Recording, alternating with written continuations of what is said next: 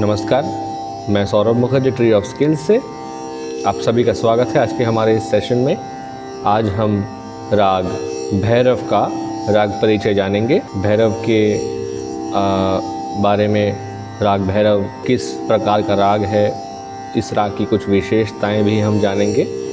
आइए चलिए शुरू करते हैं। राग भैरव, भैरव थाट से उत्पन्न हुआ, उसका आश्रय राग है।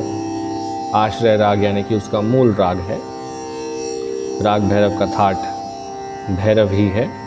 इसी प्रकार राग भैरव का जाति जो है वो संपूर्ण है, यानी कि आरोह और अवरोह में कोई भी स्वर हम छोड़कर नहीं गाते हैं। इस राग का वादी स्वर धैवत है और समवादी स्वर ऋषभ है।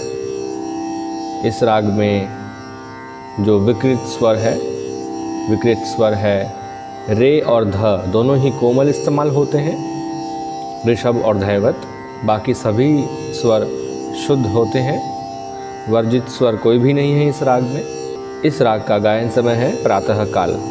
ये प्रातःकालीन संधि प्रकाश राग में आता है ये, यानी कि जब सूर्योदय हो रहा होता है उस वक्त और उस समय के बाद भी हम इस राग को गा सकते हैं। प्रातः काल इसका समय है। अब आइए इस राग की हम कुछ विशेषताएं जान लेते हैं। इस राग के न्यास स्वर हैं सा और पा। षडज और पंचम पर हम अक्सर ठहरते हैं और न्यास करते हैं।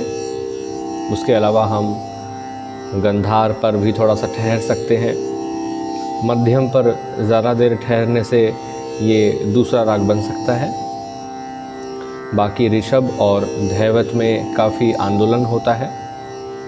इस आंदोलन में जब हम धैवत इस्तेमाल करते हैं तो धैवत कई बार निषाद से छूकर आता है, जैसे कि कुछ इस प्रकार धा धा धा पा, इस प्रकार धैवत लगाते हैं। अगर ऋषभ लगा रहे हैं तो रे रे रे सा, इस प्रकार।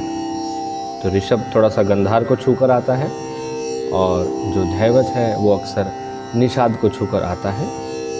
तो ये इसके कुछ आंदोलन स्वर भी हुए।